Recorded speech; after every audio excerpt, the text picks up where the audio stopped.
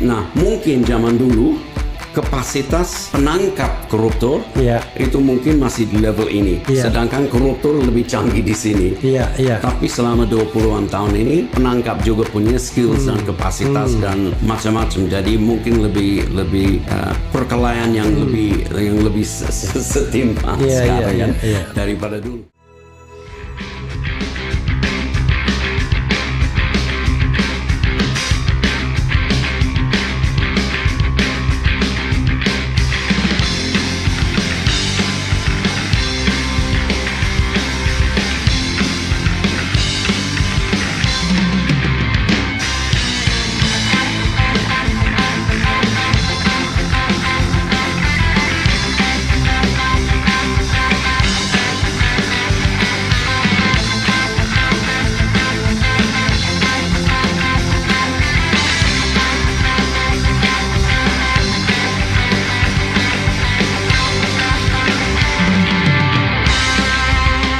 Menurut Anda, ada 3 hal yang mau dilakukan oleh Prabowo dan mungkin proven atau tidak, bakal proven atau tidak. Itu yang dikatakan Prabowo di Dubai. 1, dia ingin memberantas korupsi. Kedua, dia ingin menghapuskan kemiskinan. Dan yang ketiga, dia ingin mensejahterakan rakyat. Within 5 years, in office. Apa komentar Kevin mengenai hal itu? Sebagai presiden, apalagi yang baru, wajar-wajar saja kalau menempatkan agenda yang sangat ambisius. Untuk hal seperti, jadi salah satu program konkret yang sedang dibahas itu kan makanan untuk anak dan susu, makanan kan. Actually saya sepakat sekali. Karena saya ingat sendiri waktu saya di SD, tiap pagi anak dapat botol susu. Saya nggak boleh minum karena saya kena asma berat. Jadi saya kan dulu cuma bengong aja sambil teman-teman menikmati susu tiap pagi. Di Australia? Ya, di Queensland. Di kampung saya ada di desa. Di Australia no wonder, di Amerika no wonder. Anak-anak dikasih susu memang di sana. Jadi bagi saya ada 2 aspek. Aspek pertama adalah kita harus mengatasi stunting. Salah satu isu di negara ini, mengingat pendapatan per kapita di sini, seharusnya levels of human development cukup tinggi juga. Tapi aspek seperti misalnya tingkat pendidikan, apalagi stunting, itu masih terlalu tinggi, atau kematian anak dan ibu itu masih terlalu tinggi untuk untuk negara yang sudah begitu makmur. So something harus diperbaiki di situ. Nah, untuk masa isu susu makanan, bagi saya ada 2 manfaat. Yang pertama memang untuk memberi nutrisi kepada anak yang kurang, dari keluarga yang kurang. Yang kedua sebetulnya, dan ini lebih penting untuk masa depannya, orang yang lapar nggak bisa berpikir kan. Jadi kalau anak itu bagaimana bisa diharapkan prestasi di sekolah? Jadi yang akan muncul ada diskriminasi antara si kaya si miskin di kelas gara-gara itu. Nah, kalau itu bisa disetarakan, dikurangin dengan perlakuan gitu, bagi saya itu ada kemajuan. Kalau aspek kemiskinan, itu kan selalu merupakan perjuangan lama. Tetapi kita juga harus lihat tren-trennya kan. Jadi ada kenaikan sedikit waktu Krismon itu jelaskan.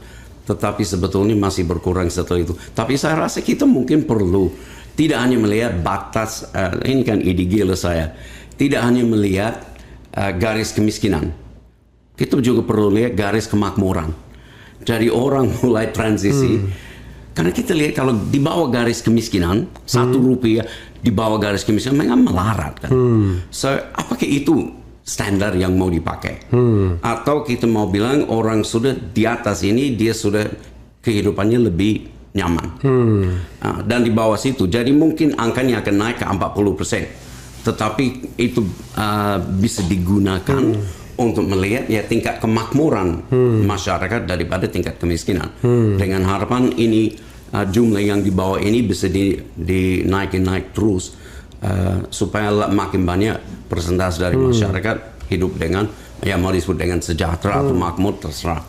So buat saya itu isu besar. Kalau isu utang, Zaman dulu kita masih sedikit trauma Indonesia. Oh no, I mean 3 tadi. Kalau soal utang itu kan soal lain. 3 tadi, memberantas korupsi. Oh, memberantas korupsi, iya. Menghapuskan kemiskinan dan mensejahterakan rakyat. Nah, kalau pemberantasan korupsi, saya masih ingat debat, kan ada debat khusus mengenai itu. Nah, waktu itu jawaban terutama dari Pak Prabowo lumayan formatif saja. Substantif, kecuali menaikkan gaji hakim dan lain-lain kan. Iya. Dan buat saya itu kan bagian dari sukses di Singapura. Iya.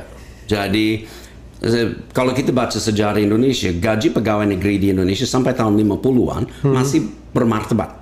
Iya. Jadi orang bisa hidup, boleh disebut kalau saya pakai istilah Pak Hashim Musadi dulu, bisa hidup halal. Oh, bisa hidup halal. Iya, dengan gaji sebagai pegawai negeri. Iya. Nah, yang berubah adalah hiperinflasi tahun 60-an. Oke. Waktu nilai gaji itu hilang hampir hilang total. Karena inflasi ini ratusan persen, tapi kenaikan gaji pasti tidak dikejar. Nah, terus daripada membayar gaji yang sesuai dengan itu, sistem yang diterapkan adalah sistem yang menggunakan banyak tunjangan. Dan macam-macam yang discretionary, sehingga bisa dimanipulasi. Nah, itu menjadi bahkan bisa rangkap dengan komisaris BUMN. Apapun. Pengalaman kan? Iya. I'm not government employee. Saya kan bukan ASN. Oke. Jadi berbeda. Dan itu sudah kembali ke sistem yang dulu kan. Jadi dirjen misalnya migas selalu duduk di departemen. Bukan itu benturan kepentingan. Jadi sistem seperti itu mulai dihapuskan. Tapi sekarang it happens again. Sekarang sudah mulai dilihat ini kerjasama daripada benturan. So untuk memang masalah pegawai negeri harus dibayar dan dibayar jujur daripada ini semua tunjangan. Jadi waktu saya di Aceh, salah satu tugas kita mengalihkan semua tunjangan itu dihilangkan dan masuk sebagai satu gaji pokok. Itu aja. Dengan demikian, pegawai negeri tidak bisa lihat kiri kanan karena nggak ada lagi. Jadi awal bulan dia tahu dia kerja, tapi dia juga tahu akhir bulan dia masih punya gaji. Bukannya dia harus bikin kunjungan ke daerah atau bikin proyek-proyek, bikin rapat-rapat. Dengan demikian produktivitasnya juga naik. Jadi buat saya peralihan dari semua ini ke situ itu penting, tapi itu nggak selalu gampang secara administratif. Karena tapi begini, bukan penting. Tidak hanya gampang. Kalau untuk tahun 2025 pasti tidak bisa. Karena APBN saja sudah defisit 600 triliun. How come untuk menaikkan gaji? Pendapatannya berapa? Jadi APBN-nya 3.500. Jadi 600 dari situ sekitar 16% selisihnya. Iya. Dan itu yang harus didanai dengan pinjaman atau dan itu tertinggi dalam sejarah. Defisit. Sebagai persentase atau sebagai angka? Sebagai angka. Sebagai persentase? Sebagai persentase nggak tahu saya. Saya nggak ingat datanya karena ininya meningkat dari tahun ke tahun kan APBN-nya. Sekarang tertinggi 3.500 untuk 2025, 3.500 triliun. Nah, tetapi yang harus utang 600 triliun itu utang tertinggi yang harus zaman Pak Harto kan anggaran itu anggaran berimbang kan, nggak pernah dia pakai anggaran karena ada bantuan luar negeri yang selalu menutup. Jadi itu kan satu saya nggak bilang mitos, tetapi satu alat. Jadi memang selisih antara pendapatan dan pengeluaran itu kan dari pinjaman luar negeri dan juga dari apalagi dari bantuan luar negeri yang waktu itu masih seringkali merupakan persentase yang tidak kecil. Sekarang ini bantuan luar negeri itu kan kecil sebetulnya masih perlu nggak kan? Tapi untuk mengimbangi anggaran itu nggak relevan lagi. Dan dulu tidak ada misalnya pasar obligasi dalam negeri rupiah. Jadi semua pinjaman sebenarnya dalam luar negeri. Jadi itu lebih berbahaya dari segi risiko.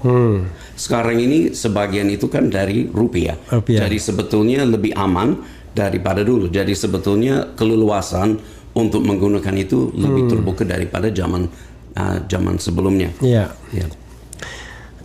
Pentingnya dipakai untuk apa? Iya.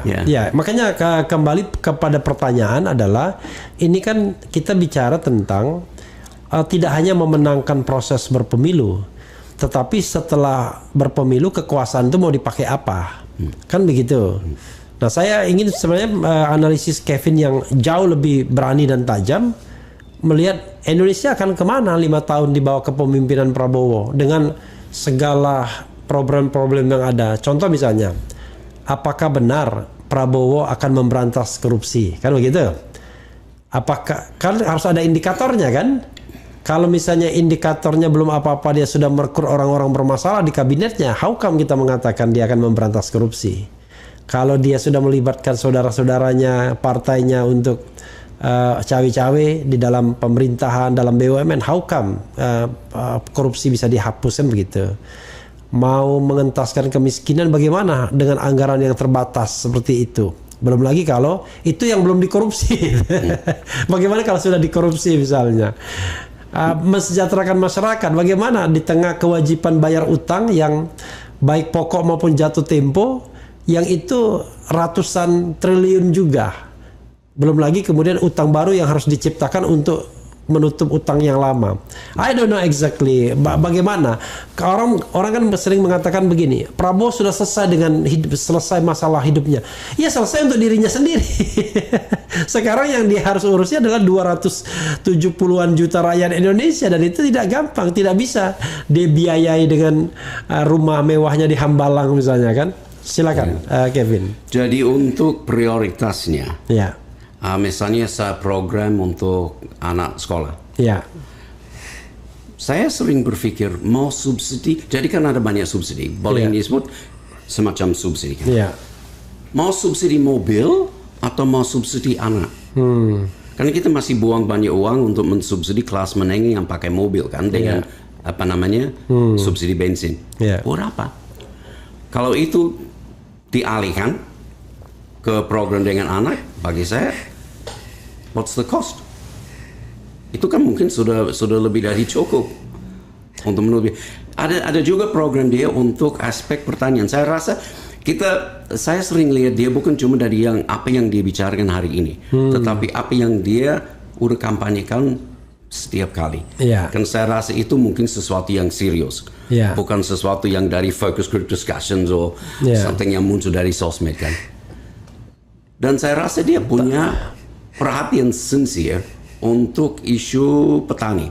Mungkin itu muncul sejak dia dulu jadi ketua HKTI kan. Jadi pengalaman pertama waktu dia mulai terjun dalam sistem politik demokratis Indonesia. Sebenarnya bahasanya dia ketahanan pangan itu sebenarnya. Itu istilahnya tetapi untuk petani. Jadi ini memang agak rumit juga. Dan saya sering menanyakan teman saya dari Indonesia, negara yang dicatat punya ketahanan pangan paling tinggi di dunia itu negara mana? Dan tidak ada yang semua shock. Namanya Singapura. Dan saya nggak pernah melihat padi waktu saya jalan di Orchard Road kan. Jadi ketahanan pangan tidak seperti yang sering dibicarakan di sini. Lebih canggih daripada itu. Saya rasa mungkin kita perlu transformasikan pemikiran. Tetapi lepas dari situ, sektor pertanian, apalagi sektor koperasi, sebagai yang seharusnya menjadi fondasi untuk sektor pertanian, itu perlu banyak pekerjaan supaya main peran sebagai seharusnya. Dan jauh dari sekarang ini jauh dari potensinya. So kualitas dari apa yang dihasilkan dan lain-lain itu yang ruang gerak untuk menaikkan pendapatan untuk para petani. Tapi again pertanyaannya adalah tadi, apakah Kevin punya keyakinan bahwa Prabowo mampu berhasil melakukan pemberantasan korupsi? Let's say kalau kita berkaca pada Jokowi hampir berhasil dari 34 ke 40. Kan begitu? Kalau kita salah satu indikatornya CPI kan, Corruption Perception Index. Tapi tiba-tiba balik lagi ke 34. Jadi bagi saya something happened. Setelah pemilu 2019. Jadi sebelum pelantikan pemerintah kedua, ada sesuatu yang terjadi di Indonesia dan sampai hari ini saya belum mengerti apa yang terjadi. Karena tiba-tiba setelah pemilu 2019, sepertinya pemerintahan atau dewan tidak lagi terlalu pedulikan perspektif dari masyarakat. Terus kita melihat beberapa undang-undang, ini kan masa lame duck kan, istilahnya bebek pincang atau bebek lumpuh. Bebek lumpuh. Bebek Iya. lumpuh. Iya. Jadi masa peralihan, jadi banyak orang di dewan sebetulnya udah kalah Iya. atau tidak lagi mau dipilih. Iya. Tapi masih bikin undang-undang. Iya. Jadi pertanggungan jawab politiknya memang nol. Iya. Nah, beda dengan lame duck terakhir zamannya SBY di 2014 waktu DPR mungkin masih ingat keluarkan perubahan terhadap pemerintahan undang-undang pemerintahan daerah yang mau menghapus pemilihan gubernur. Iya. Masyarakat begitu marah, Iya. SBY langsung bertindak untuk mengeluarkan Perpu yang mengembalikan pemilihan langsung. Iya. Jadi dipertahankan. Iya. Kan itu sesuai dengan aspirasi masyarakat kan. Iya. Nah, habis 2019 tiba-tiba muncul perubahan terhadap undang-undang KPK. Masyarakat protes, perspektif yang saya dapat dari kepemimpinan waktu itu emang gue peduli, masih mau dilaksanakan. Dan tokoh-tokoh yang pemilihan anggota komisi baru, ya bukan hanya termasuk tetapi dipilih sebagai ketua, Ya. orang yang setahun sebelumnya diberhentikan dan dikirim kembali ke kepolisian karena melanggar sistem kode etik Iya. dari KPK. Jadi bukan cuma orang itu menang di dewan sebagai menang lewat preseleksi kepresidenan, menang di seleksi di DPR, tapi bahkan diangkat sebagai ketua. Orang yang begitu. So bagi saya di waktu dan pasti ada banyak protes-protes, tapi sekali lagi nggak peduli kan. Ya, memang menarik ya saudara sekalian.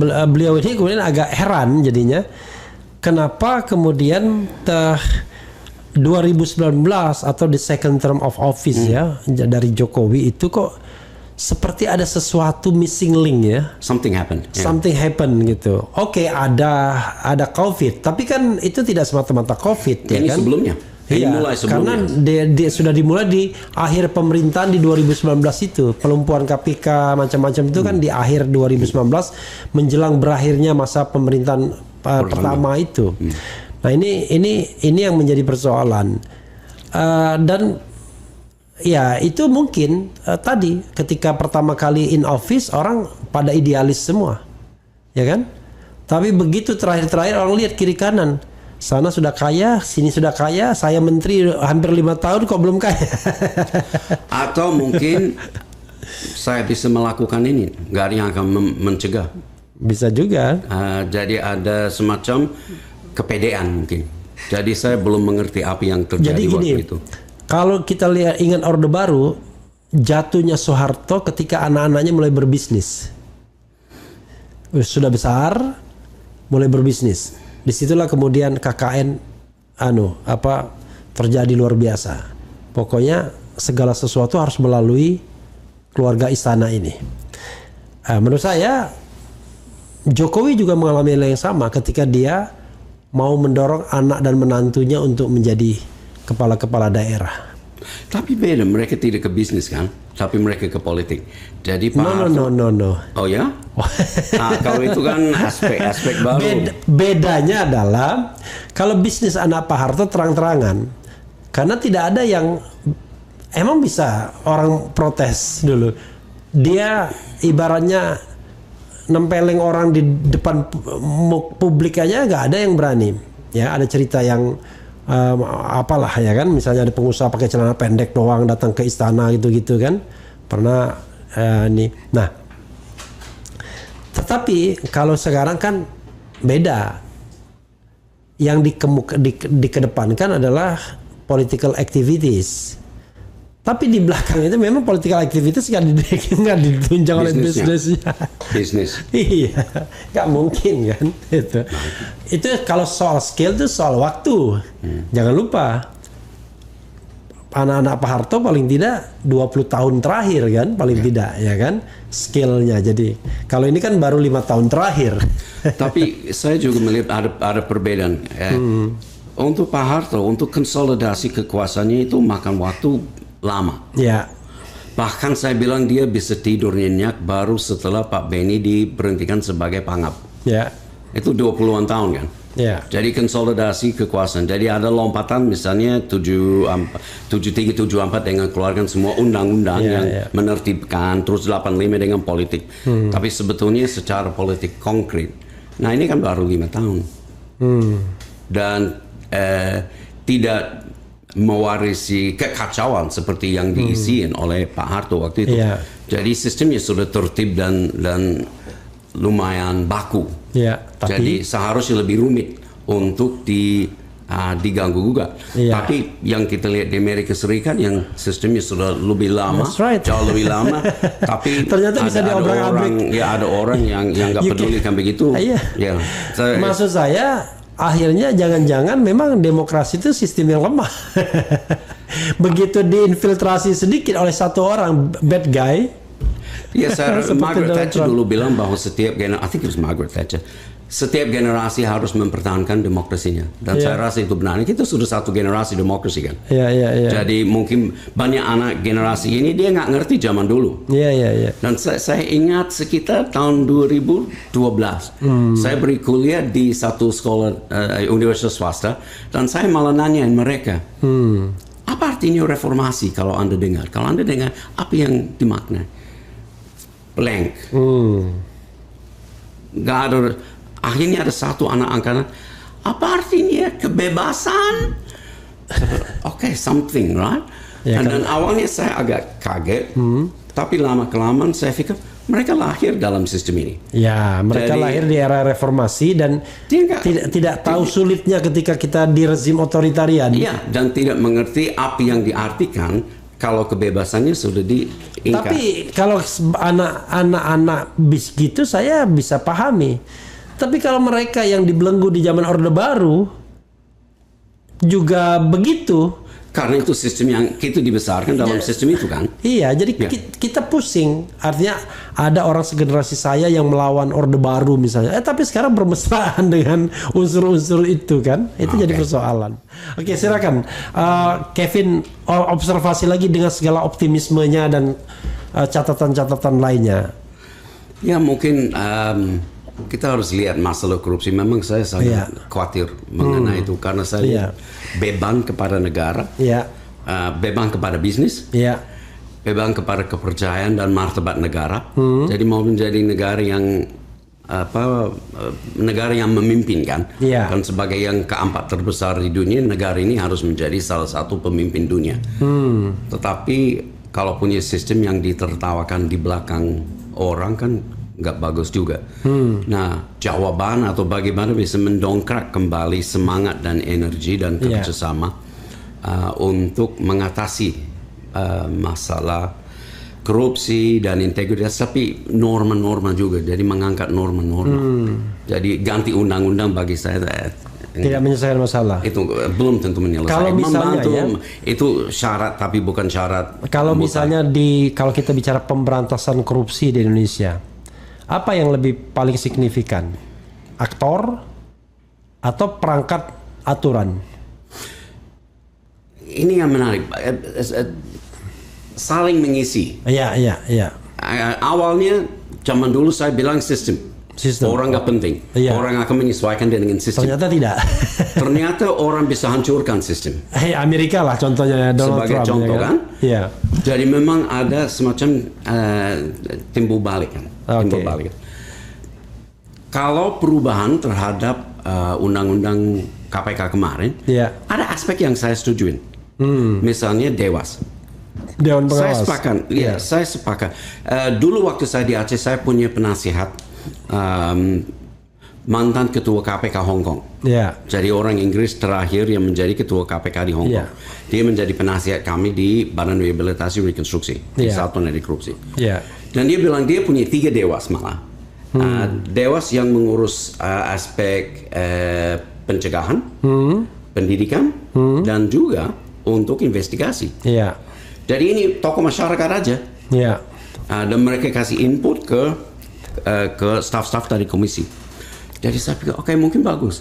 Nah, kalau misalnya aspek seperti penyadapan, dari dulu saya merasa ini seharusnya ada aspek pengadilan yang terlibat. Kalau kita mau invasi dalam ranah pribadi orang, perlu aspek hukum. Nah, memang saya mengerti kenapa dulu tidak ada sistem. Tetapi orang KPK tahu hakim mana yang bisa menjamin diam kan, yang tidak akan ember atau menyalahgunakan informasi. Jadi bagi saya risikonya nggak perlu terlalu dibesar-besarkan, tetapi memang masih menjaga prinsip penting untuk hak pribadi dari warga negara.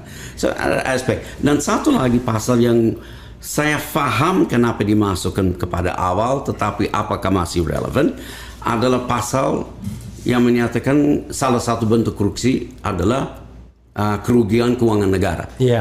Nah, buat saya ini ada pasal yang sangat karet. Setiap penggunaan dana negara boleh dianggap oleh seseorang sebagai penyalahgunaan atau apa, atau pemborosan atau whatever. Jadi buat saya ini ada pasal berbahaya. Nah, mungkin zaman dulu kapasitas penangkap koruptor itu mungkin masih di level ini. Sedangkan koruptor lebih canggih di sini. Tapi selama 20-an tahun ini penangkap juga punya skills dan kapasitas dan macam-macam. Jadi mungkin lebih perkelahian yang lebih setimpal sekarang kan daripada dulu. Jadi apakah masih perlu pasal itu? Bagi saya tidak. Tapi sayang itu masih dipertahankan. So lebih penting yang terjadi setelah adalah tokoh-tokoh yang masuk ke KPK. Iya, tapi sekarang pertanyaannya adalah, unfortunately Presiden Jokowi itu sekarang paling mewah. 3 kali dia menentukan pimpinan KPK. Periode pertama yang perempuan-perempuan semua. Periode kedua yang terpilihnya yang bermasalah ini, yang paling bermasalah ini tahun 2019. Sebelumnya kan 2015. Jadi diperpanjang kan? Oh enggak 2015 ya diperpanjang, tapi tetap akan pemilihan tahun ini kan? Kan panselnya sudah dibentuk sekarang walaupun nanti pelantikannya, tapi pemilihannya sudah sekarang. Jadi pemilihannya sudah era zaman ini dan kemudian Oktober pasti sudah akan selesai. 3 kali dan bukan menguat melemah secara drastis kan? Jadi 5 tahun pertama naik. Masih tetap 5 tahun pertama masih naik. Jadi 2014 5 tahun pertama masih mending. Tetap baru selama 5 tahun ini. 5 tahun ini. Pokoknya di bawah kepemimpinan Firly udah drop, ya kan? Waktu Agus Raharjo masih lumayan. Nah, sekarang apakah misalnya Jokowi berkepentingan, apakah institusi-institusi negara berkepentingan untuk adanya KPK yang kuat? Kan this is the question. Jadi saya terus terang saja, selama tidak ada komitmen yang keras dan tegas dari Prabowo, pemberantasan korupsi mungkin nggak akan pernah berhasil. Kecuali dia from the beginning sudah mengatakan tidak ada toleransi terhadap korupsi. Siapapun saya sikat misalnya. Ya, tetapi ada juga aspek bablas begitu kan. Jadi sebetulnya sistemnya harus berjalan. Jadi masalahnya apakah ada intervensi dalam pelaksanaan tugasnya? Atau mereka akan dibebaskan dan diketahui semua dibebaskan untuk melaksanakan tugas sesuai dengan apa yang harus dilakukan. Memang sebagai kasih semangat, presiden dan pemimpin juga bisa bilang ya sikat habis, zero tolerance, bla bla bla. Tetapi apakah secara terlembaga dan secara praktis mereka diberdayakan untuk melaksanakan tugasnya dengan makanya, tapi bukan hanya presiden, ada juga dewan kan. Jadi nasib itu ditentukan oleh beberapa. Tapi masalahnya adalah presiden yang paling determinan, karena mereka yang memilih, misalnya katakanlah 5 orang, lalu yang diajukan 5 dari 10 kan? 10 kan? Kalau 10 orang itu orang presiden semua, selesai. Kan begitu. Siapapun yang terpilih di dewan, bahkan biasanya yang paling jelek yang dipilih, yang mau diajak koordinasi kan. Kalau Anda punya integrity, Anda nggak akan dipilih biasanya. Nah, problem seperti itu unfortunately masih di zaman Jokowi pemilihan KPK-nya. Pemilihan KPK-nya di zaman Jokowi untuk bekerja di zaman Prabowo. Jadi kalau saya membayangkan, pasti Jokowi memilih orang yang paling friendly dengan dia, paling pro dia. Saya rasa kita juga perlu menyadari 20 Oktober presiden bukan lagi Pak Jokowi. No, itu namanya Pak Prabowo. Jadi semua skenario seolah-olah Pak Jokowi masih berkuasa dari belakang karena sudah begini, bukan begitu yang saya katakan. Dalam pemilihan orang, unfortunately pemilihan itu dilakukan di zaman Jokowi. Jadi nanti makanya saya katakan KPK-nya dipilih zaman Jokowi tapi bekerja zaman Prabowo. Itu soalnya. Artinya gini, kalau Anda tidak punya integritas dari awal seperti Firly kemarin, mau diapain ya memang orangnya nggak punya integritas, hanya terima suap juga.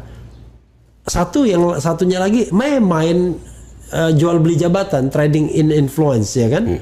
Itu kan bukan sistem yang menciptakan.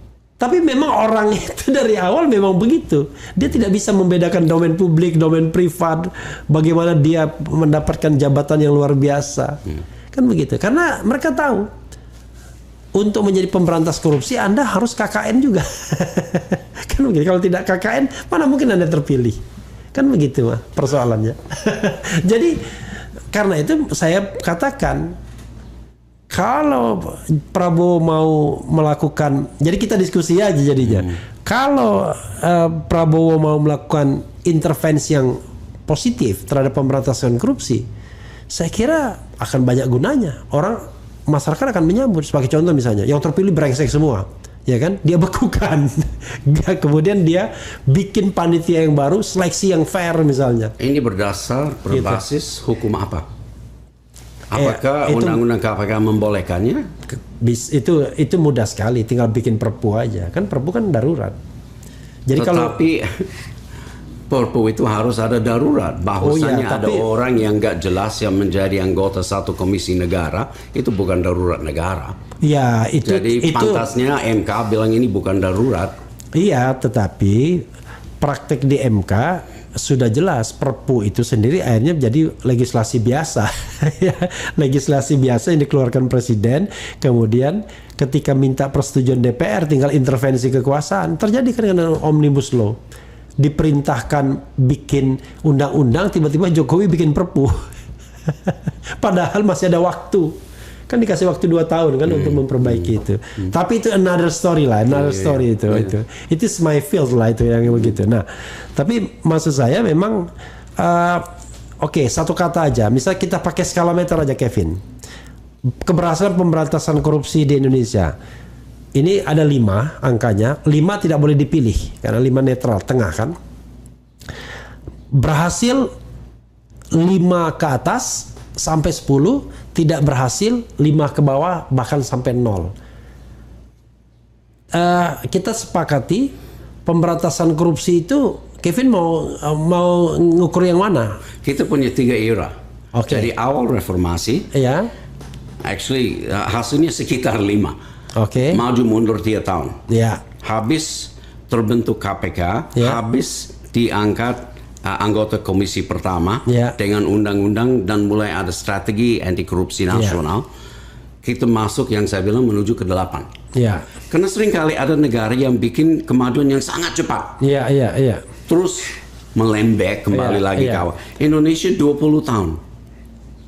15 tahun dari sekitar 2004 sampai 19 terus maju naik. Jadi 8. Jadi kelebihan SBY itu adalah, dan Jokowi, jangan lupa, jadi ini kan keduanya, jadi Jokowi pertama dan kedua era SBY. Jadi, dan itu lahir dari Ibu Mega. SBY itu dia menaikkan angka dari 20 ke 34. Berarti dia menaikkan 14 poin. Jokowi memang kan makin tinggi makin susah naiknya. Menaikkan dari 34 ke 40. Jadi 6 poin aja dia naikkan, tapi memang makin. Tapi kemudian dia turunkan lagi ke 34 lagi. Jadi pada era ketiga itu setelah 2019. Jadi angkanya bukan lagi 8 tapi angkanya sekarang sekitar 3. Lebih buruk daripada zamannya nggak jelas kemana, karena masih berjuang. Dan itu normal dalam negara transisi untuk mencari bentuk dan format dan strategi. Jadi coba sini, kan dulu ingat, di bawah Jaksa Agung bikin satu penyidik, itu gagal dibubarkan. Jadi ada beberapa upaya kan.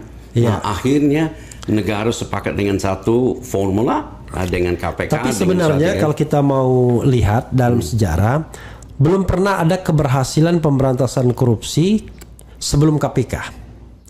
Jadi dulu banyak sekali itu macam-macam dibikin apa, gagal semua. Nah, ketika KPK berhasil dan terutama naik secara gradual di zaman SBY. Tapi permasalahannya di zaman Jokowi yang dua ini turun lagi. Dari hanya Jokowi 2, Jokowi pertama masih 8, Jokowi kedua udah 3. Iya, nah maksud saya adalah oke, kita ambil itu sebagai satu indikator ya, CPI, Corruption Perception Index. Dengan skala meter tadi, seyakin apa, berapa skor untuk keberhasilan pemberantasan korupsi di Indonesia menurut Kevin di masa pemerintahan Prabowo? Yang saya katakan tadi, mediannya 5 ke atas berhasil, 5 ke bawah tidak berhasil. Sekarang kita harus membelokkan kapal. Nah itu kan juga berat juga. Ya, butuh waktu, butuh energi, dan butuh apa? Butuh berkelahi. Iya, secara politik kan, untuk membenahi kan. Mungkin awal-awal kita bisa berharap 4. Kalau ada prosesnya. Amin bukan soal 4-nya. Optimisme. Jadi sekarang ini kan agak pesimis kan, karena arah sekarang ini pesimis dan tidak ada perasaan bahwa ini dianggap problem. Nah dari pemerintahan yang berikut, apakah mulai dapat dampak dari problem-problem ini? Misalnya, maksud saya gini, Kevin. Saya ingin mengatakan kepada Kevin adalah sejauh mana optimisme Kevin bahwa Prabowo bisa memberantas korupsi. Nah itu yang saya bilang. Nah dan itu skala meter pribadi, bukan skala meter untuk poin CPI. Bukan. Nah saya sepakat. Jadi untuk membelokkan negara dari satu track sekarang itu makan waktu. Apakah beliau punya energi dan semangat untuk begitu? Atau cuma terus saja sampai kita kembali ke Myanmar? Saya harap tidak demikian. Dan masalahnya siapa yang kira-kira akan memberi peringatan bahwa ini merugikan negara? Karena ada saat saya yakin apapun yang mau dibicarakan dengan dia tidak mau meninggalkan negara ini lebih buruk daripada waktu jadi presiden. Dan dengan standing dan kehormatan di dunia lebih buruk daripada sekarang. Saya yakin dia nggak bisa hidup begitu. Jadi dengan demikian kalau sudah dengar bahwa kita lagi menuju ke situ, saya rasa ini akan menjadi satu prioritas lebih daripada cuma pernyataan-pernyataan. Tapi seperti yang saya bilang sekarang kita sudah ke 3 kan? Dari 10. Mudah-mudahan bisa menuju ke 4 dan harap-harap kita nggak tahu kalau mulai ada trajectory kembali yang mulai menguat menuju kembali supaya ada pemulihan. Jadi intinya optimis pesimis. Iya, saya mau disebut agnostis, tetapi saya juga mengerti beratnya problem ini. Jadi nggak gampang untuk dialihkan, tetapi berat dan kalau diteruskan.